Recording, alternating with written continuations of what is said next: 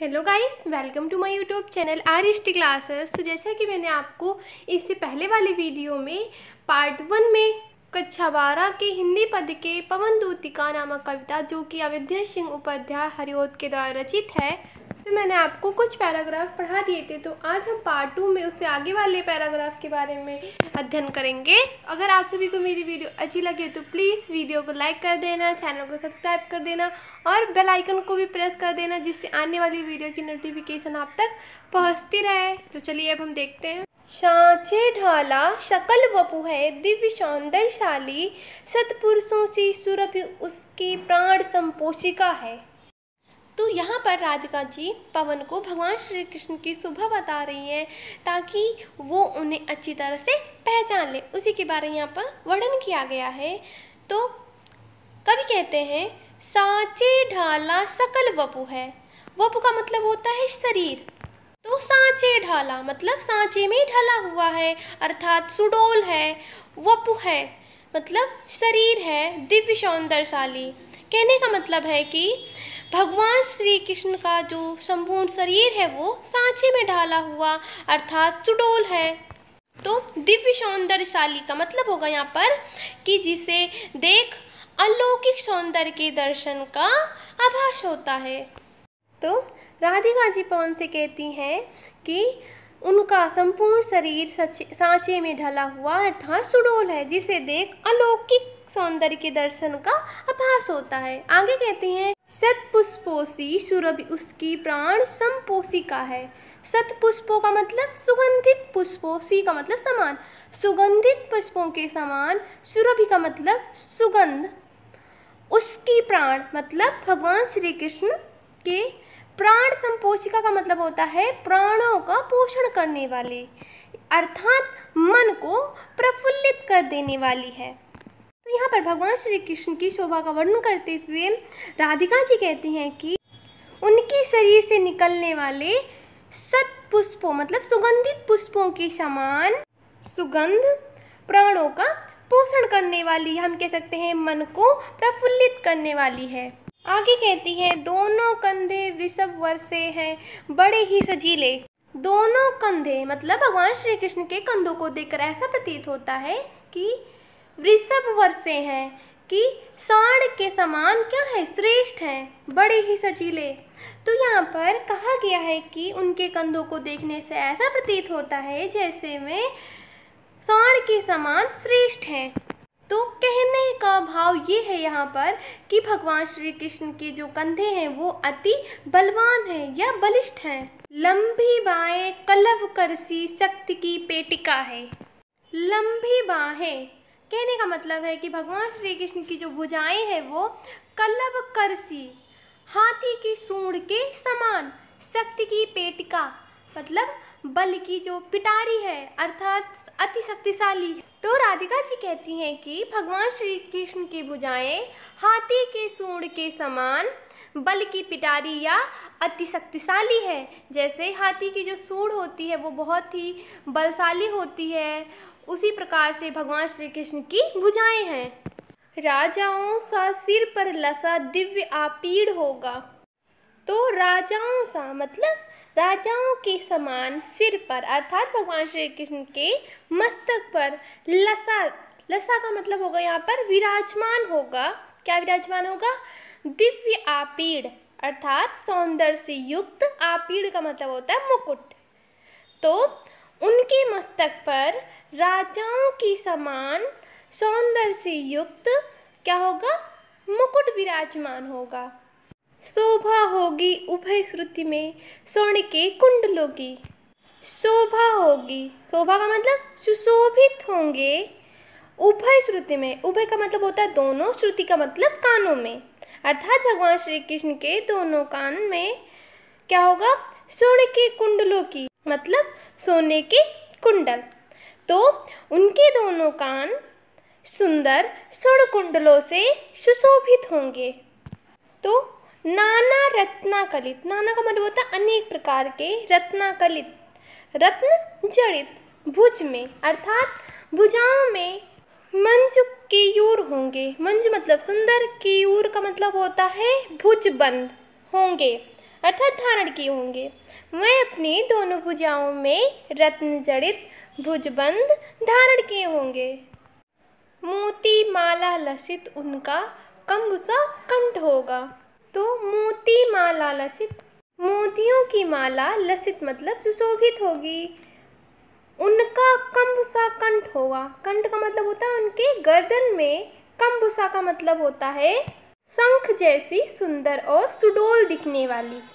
तो यहाँ पर कहने का मतलब है कि शंख जैसी सुंदर और सुडौल दिखने वाली उनकी गर्दन में मोतियों की माला सुशोभित होगी।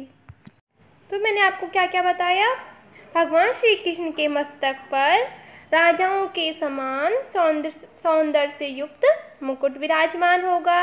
आगे मैंने बताया शोभा होगी उभय श्रुति में, मतलब उनके दोनों कानों में सुंदर स्वर्ण कुंडल सुशोभित होंगे और वो अपनी दोनों भुजाओं में रत्न जड़ित भुजबंद धारण किए होंगे और शंख जैसी सुंदर और सुडौल दिखने वाले उनके गर्दन में मोतियों की माला सुशोभित होगी। तो काव्यगत सौंदर्य में हम भाषा क्या लिखेंगे। खड़ी बोली, छंद मंदाक्रांता, शैली यहाँ पर है प्रबंध, अलंकार यहाँ पर है उपमा और अनुप्रास, गुण प्रसाद, शब्द शक्ति अभिधा और रस यहाँ पर क्या है वियोग श्रृंगार। तो आगे राधिका जी क्या कहती हैं।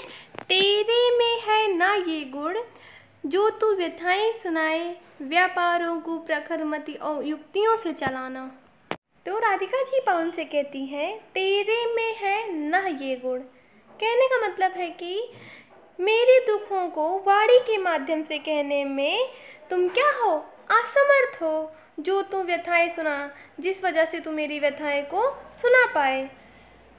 क्या कहती हैं।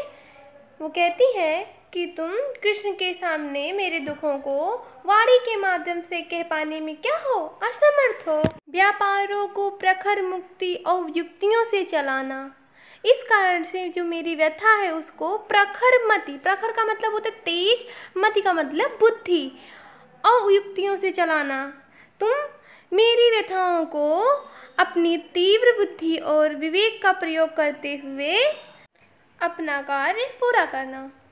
तो राधिका जी पवन से कहती हैं तुम कृष्ण के सामने मेरे दुखों को सुनाने में असमर्थ हो, इस कारण से मेरी व्यथा को पहुंचाने में तीव्र बुद्धि और विवेक का प्रयोग करते हुए क्रिया व्यापारों के माध्यम से अपने कार्य को पूरा करना।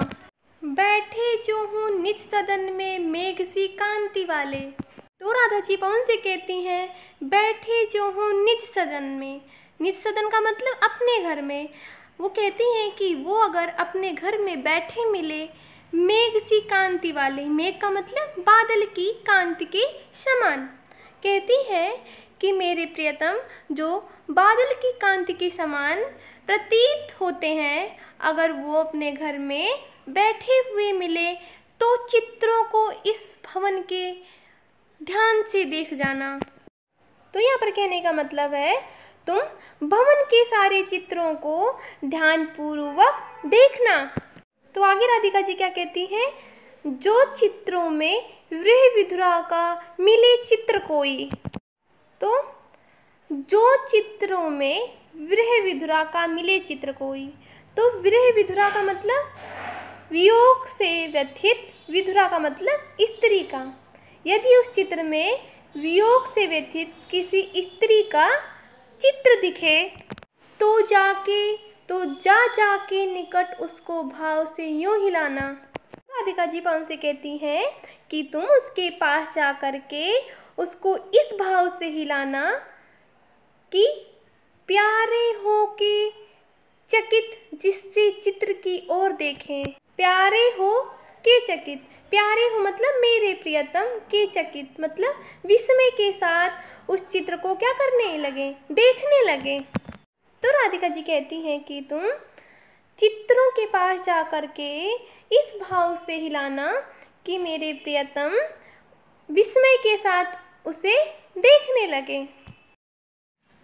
जो कोई भी इस सदन में चित्र उद्यान का हो आहो प्राणी विपुल उसमें घूमते बावले से। तो राधिका जी पवन से कहती हैं कि जो कोई भी इस सदन में चित्र उद्यान का हो, कि तुम्हें भगवान श्री कृष्ण के घर में बगीचे का हो, आहो प्राणी विपुल उसमें घूमते बावले से। तो विपुल का मतलब होता है बहुत से। तो अगर तुम्हें उसमें बहुत से प्राणी घूमते बावले से, बावले का मतलब होता है पागल, पागलों की तरह घूमते हुए दिखाई दे, तो राधिका जी पवन से कहती हैं यदि तुम्हें भगवान श्री कृष्ण के घर में ऐसा चित्र दिखे जिसमें बहुत से लोग बगीचे में पागलों की तरह घूम रहे हों, तो जाके सन्निकट उसके और हिला के उसे भी, तो जाके सन्निकट अर्थात तुम उसके निकट जा कर के उसे भी हिला देना। तो राधिका जी ने क्या कहा, उस चित्र के पास जा कर के तुम उसे भी हिला देना। आगे कहती हैं देव आत्मा को सुरति वज्र के व्याकुलों की कराना। तो देव आत्मा का मतलब यहाँ पर क्या है, भगवान श्री कृष्ण को कहा गया है। को सुरति, सुरति का मतलब देख करके, किसको देख करके, ब्रज के व्याकुलों की कराना, जो व्याकुल ब्रजवासी है उनको देख करके। तो राधिका जी कहती हैं ताकि भगवान श्री कृष्ण को उसे देख करके व्याकुल ब्रजवासियों की याद आ जाए। कोई प्यारा कुसुम कुम्हला गेह में जो पड़ा हो। तो राधिका जी पवन से कहती हैं कि कोई प्यारा कुसुम, कुसुम का मतलब होता है फूल, कुम्हला मतलब मुरझाया हुआ, गेह में अर्थात घर में पड़ा हो। वो कहती हैं पवन से कि यदि तुम्हें भगवान श्री कृष्ण के घर में कोई सुंदर सा फूल मुरझाया दिखे तो प्यारे के चरण पर ला डाल देना उसी को। तो प्यारे के चरण पर अर्थात भगवान श्री कृष्ण के चरण पर या मेरे प्रियतम के चरण पर उस मुरझाए फूल को डाल देना। यूं देना ए पवन बतला फूल सी एक बाला। तो राधिका जी पवन से कहती हैं यूं देना ए पवन बतला, हे पवन तुम उन्हें ये बता देना कि फूल सी एक बाला मतलब कुम्हलाए हुए फूल सी एक बाला मतलब बालिका मलाना हो कमल पग को चूमना चाहती है। तो एक उदास जो बालिका है वो व्याकुल होकर के कमल पग को, कि भगवान श्री कृष्ण के कमल के समान चरणों को चूमना चाहती है।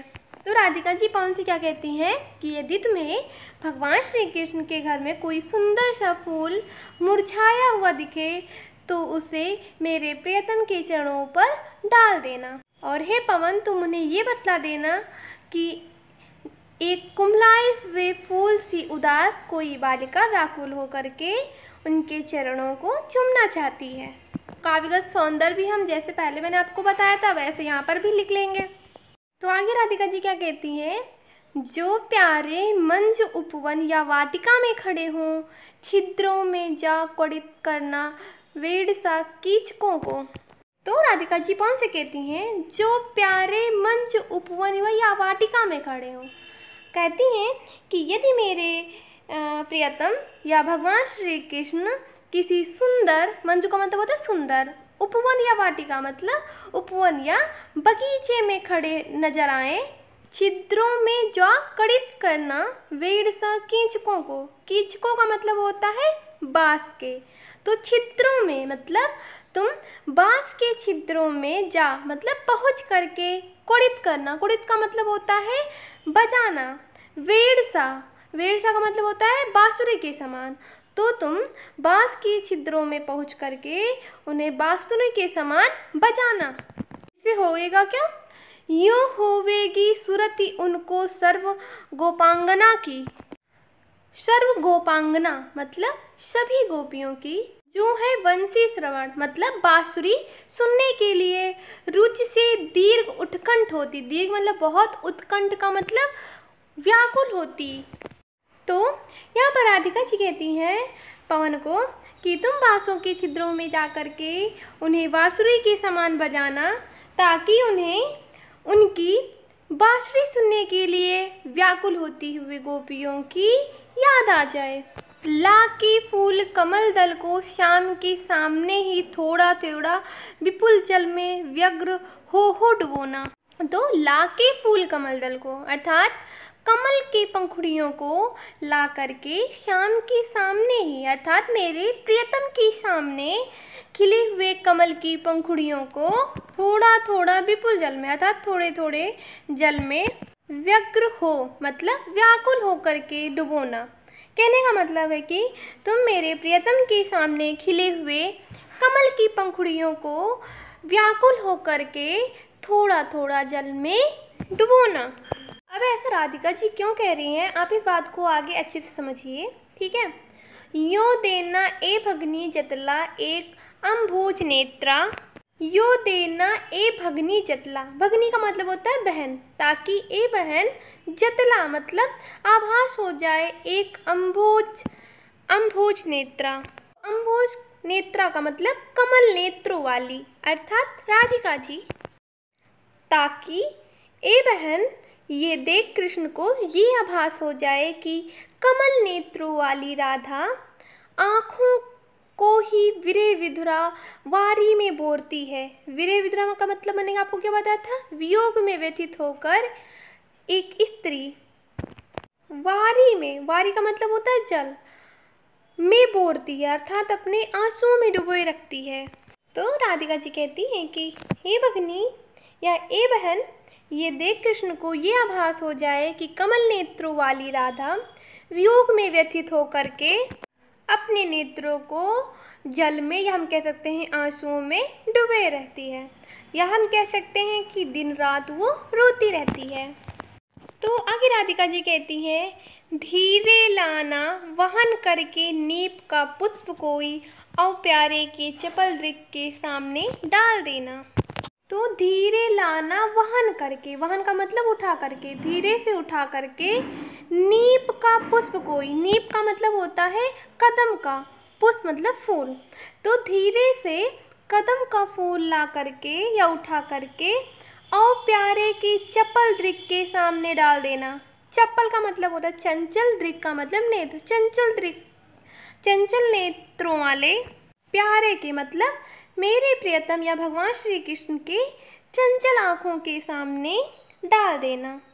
राधा जी पवन से कहती हैं कि हे पवन मेरे प्रियतम के चंचल आँखों के सामने धीरे से कदम का फूल उठा करके डाल देना।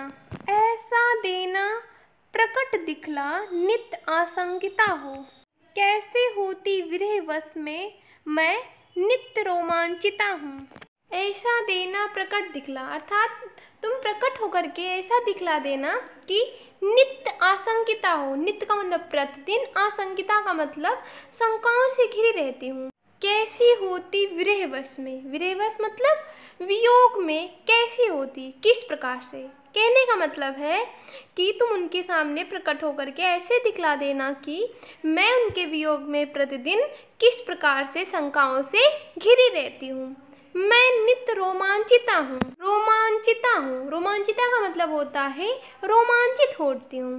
कहने का मतलब है कि मैं मिलन की आस में कदम के फूल के समान रोज रोज रोमांचित होती हूँ। तो एक बार दोबारा हम शुरू से इसका अर्थ देख ले रहे हैं कि क्या कहा गया है। तो राधिका जी पवन से कहती हैं कि हे पवन मेरे प्रियतम अर्थात भगवान श्री कृष्ण के चंचल आँखों के सामने धीरे से कदम का फूल ला करके डाल देना या रख देना, जिससे ये प्रकट हो जाए कि उनके वियोग में मैं प्रतिदिन किस प्रकार से शंकाओं से घिरी रहती हूँ और उनसे मिलने की आस में कदम के फूल के समान रोज रोज रोमांचित होती हूँ। बैठ नीचे जिस विटप के श्याम होवे उसी का कोई पत्ता निकट उसके नेत्र के ले हिलाना। तो बैठ नीचे जिस विटप के, विटप का मतलब होता है वृक्ष के, श्याम होवे उसी का, तो कहने का मतलब है कि हे दूतिका, हे पवन दूतिका, भगवान श्री कृष्ण जिस पेड़ के नीचे बैठे हों कोई पत्ता निकट उनके नेत्र के ला हिलाना, तुम उसी का पत्ता उनकी आँख के सामने ला करके हिलाना। यो प्यारे को विदित करना, चातुरी सा दिखाना, मेरे चिंता विजित चित्त का क्लांत हो कांप जाना। तो यो प्यारे को विदित करना अर्थात मेरे प्रियतम को विदित करना का मतलब अवगत करा देना, चातुरी से दिखाना अर्थात पत्ते को चतुराई पूर्वक हिला करके तुम मेरे प्रियतम को इस बात से अवगत कराना कि मेरे चिंता विजित चित्त का क्लांत हो कांप जाना। तो मेरे चिंता मतलब चिंता ने, विजित मतलब विजय पा लिया है, कहाँ पर? चित्त का, हृदय पर, अर्थात चिंता ने मेरे हृदय पर विजय पा करके क्लांत हो कांप जाना। क्लांत का मतलब क्या बताया था मैंने आपको? थका देना।